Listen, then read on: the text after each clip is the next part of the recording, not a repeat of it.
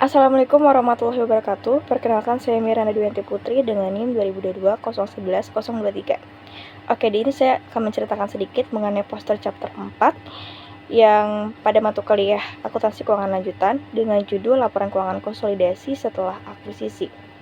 Nah, pada materi ini terdapat 3 metode utama yang digunakan untuk mencatat investasi dalam laporan keuangan konsolidasi setelah tanggal akuisisi, yaitu ada metode biaya, metode ekuitas parsial, dan metode ekuitas lengkap.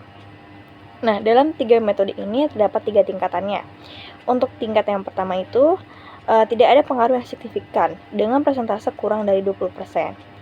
Dan untuk perlakuan akuntansinya, yaitu investasi yang dicatat pada nilai wajar pada akhir tahun berjalan menggunakan metode yang secara tradisional yang disebut sebagai metode biaya dengan penyesuaian terhadap perubahan pasar.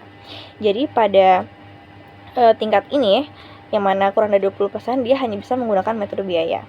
Lalu pada tingkat kedua, yaitu pengaruh signifikan tetapi tidak ada kontrol, dengan persentase 20-50%. Dan untuk perlakuan akuntansinya, di sini investasi yang diukur berdasarkan metode ekuitas dapat dipilih untuk dicatat pada nilai wajar berdasarkan opsi yang tidak dapat dibatalkan. Jadi pada tingkatan yang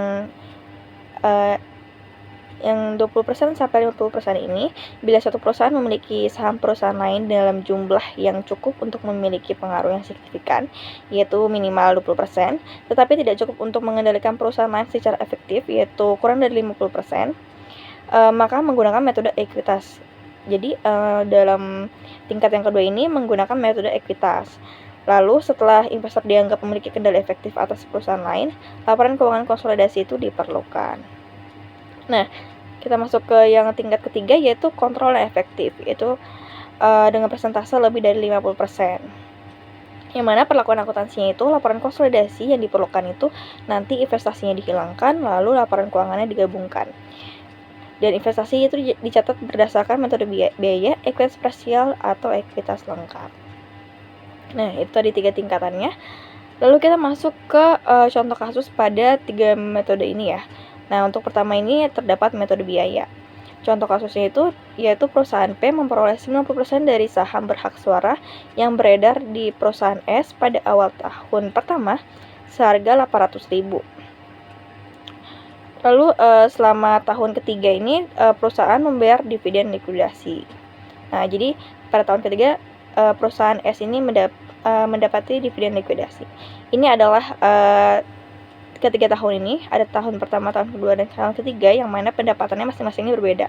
Pada tahun pertama mendapati pendapatan sebesar 90.000, dan tahun kedua dia mendapati pendapatan yang mana rugi, yaitu 20.000, rugi 20.000.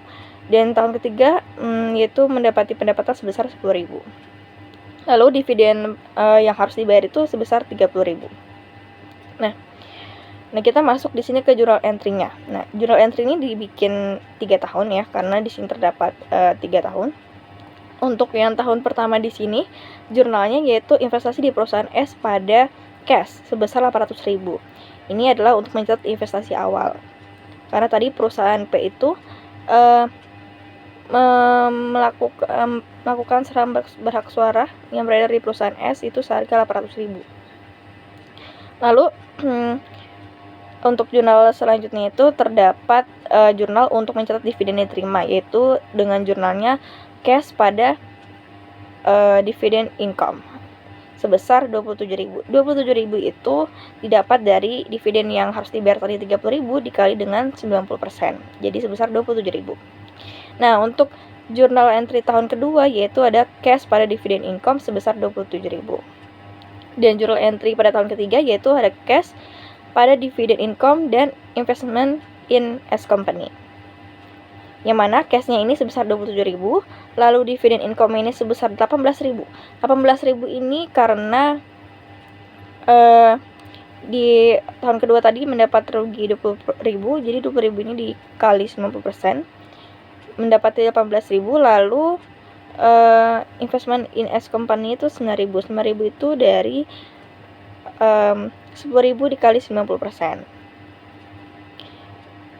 Nah, lalu kita masuk ke bagian investment in S company. Ini adalah akun T, mereka menggunakan akun T. Nah, di bagian sisi debit ini ada biaya tahun pertama itu sebesar 800.000. Dan bagian sisi kredit ada tahun ketiga yaitu dividen likuidasi. Mereka langsung ke dividen likuidasinya. Dan dividen likuidasi ini sebesar 9.000. Maka total pada tahun ketiga yaitu sebesar 791.000. Kita masuk ke metode ekuitas kedua yaitu ekuitas parsial. Masih dengan soal yang sama dengan soal yang pertama. Di sini kita langsung masuk ke journal entry-nya. Journal entry di sini pada tahun pertama yaitu investment in S company pada cash yaitu sebesar 800.000. Lalu jurnal selanjutnya itu ada jurnal untuk mencatat bagian pendapatan P dari anak perusahaan yaitu dengan jurnalnya ekuitas investasi di perusahaan S pada anak perusahaan pendapatan yaitu di sini sebesar 81.000 ya. Jurnalnya untuk bahasa Inggris ini investment is in S company pada equity in subsidiary income sebesar 81.000. 81.000 ini dapat dilihat dari 90% dikali 90.000 karena pendapatan awal mereka itu sebesar 90.000 dan mereka hanya mengakuisisi 90%.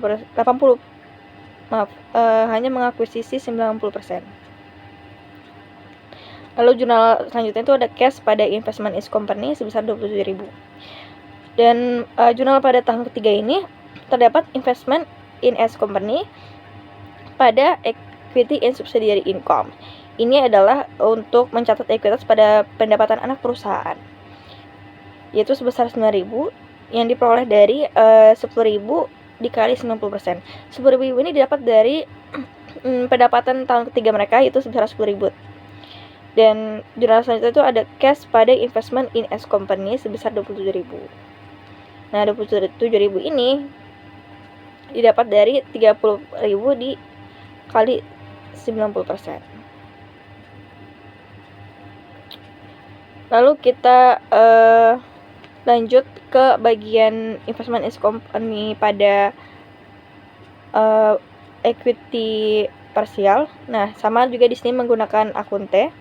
Nah, bedanya di sini dia lebih detail. Dan di debit ini pada biaya tahun pertama sama juga 800.000. Lalu di bawahnya terdapat ekuitas dalam pendapatan anak perusahaan pada tahun pertama yaitu sebesar 81.000 sesuai dengan jurnalnya ya. Jurnal di tahun pertama. Lalu di kredit itu dimasukkan bagian dividen yang diumumkan sebesar 27.000. Dengan balance tahun pertama itu sebesar 854.000. Nah, lalu pada tahun kedua kita masukkan equity in subsidiary loss sebesar 18.000 dan juga share of dividends declared sebesar 27.000. Seperti ada di jurnalnya di sini, tapi dia posisi berada di kredit. Lalu dengan balance tahun keduanya ini sebesar 809.000. Setelah itu kita masukkan lagi di debit equity in subsidiary income pada tahun ketiga yaitu sebesar 9.000 dan di kredit itu kita masukkan share of dividends declared sebesar 27.000. Ini pada tahun ketiga juga dan dengan balance tahun ketiga ini adalah seluruhnya 791.000. Seperti itu. Lalu kita masuk ke metode ekuitas lengkap.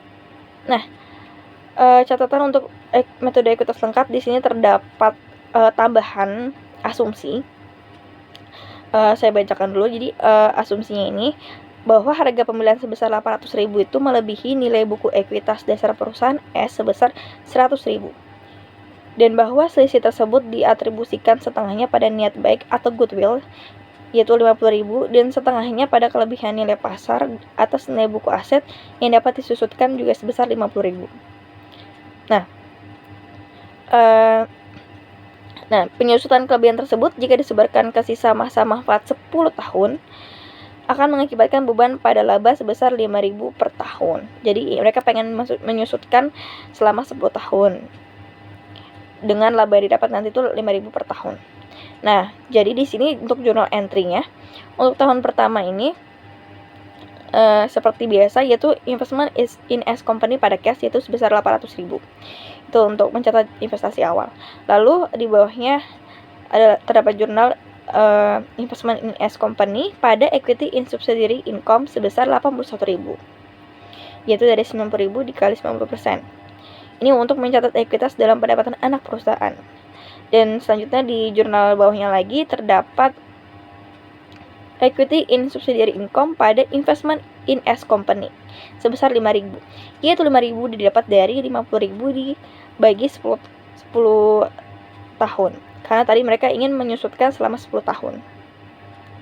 Nah, ini tuh untuk menyesuaikan ekuitas dalam pendapatan anak perusahaan untuk kelebihan penyusutan. Lalu di bawahnya ada lagi jurnal cash pada investment in S company. Ini untuk mencatat dividen yang diterima, itu sebesar 27.000.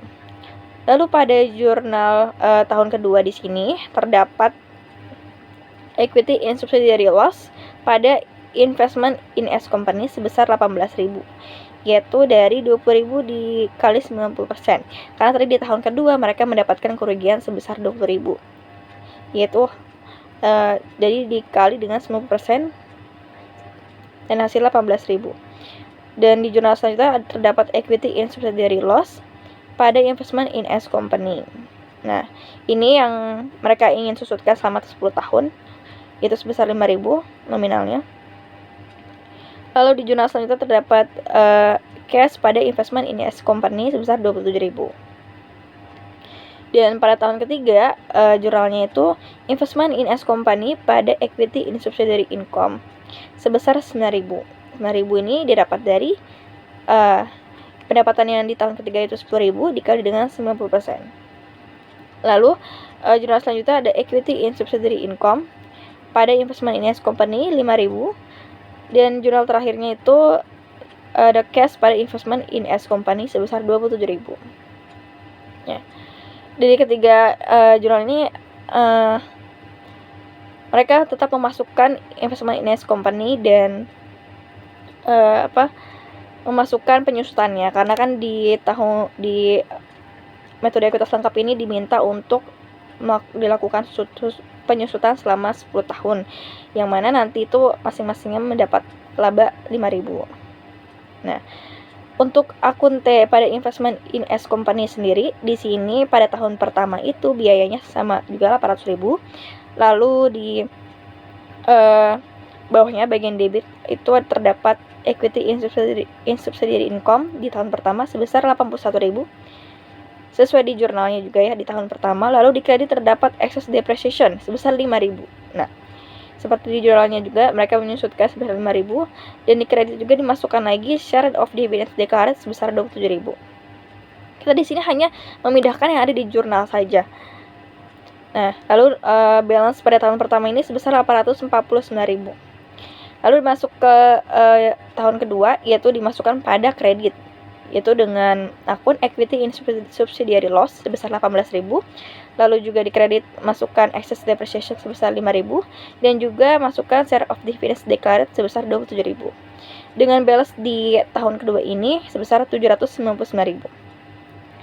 Lalu pada tahun ketiga kita masukkan di debit, yaitu equity in subsidiary income sebesar 9.000, dan di kredit masukkan excess depreciation sebesar 5.000, dan di kredit lagi masukkan share of dividends declared sebesar 27.000. Dengan balance di tahun ketiga ini sebesar 776.000. Oke, jadi seperti itu bentuk jurnal dan akun investment mereka. Mereka menggunakan akun T. Dan setiap tahun itu memiliki perbedaan, namun tetap mereka terus memasukkan cash pada investment. Hanya di ekuitas lengkap ini karena diminta ada penyusutan, jadi dimasukkan penyusutannya sebesar 5.000. Nah, itu saja yang ingin saya sampaikan mengenai chapter 4 ini, yang mana pentingnya metode-metode ini digunakan dan digunakan untuk ketentuan tertentu dalam persentase, yang mana kurang dari 20% hanya menggunakan metode biaya, dan yang 20% sampai 50% menggunakan metode ekuitas. Mungkin bisa menggunakan metode ekuitas partial atau lengkap, dan untuk yang lebih dari 50% bisa menggunakan ketiganya. Jadi seperti itu. Oke, sekian dari saya, kurang lebih mohon maaf. Terima kasih. Wassalamualaikum warahmatullahi wabarakatuh.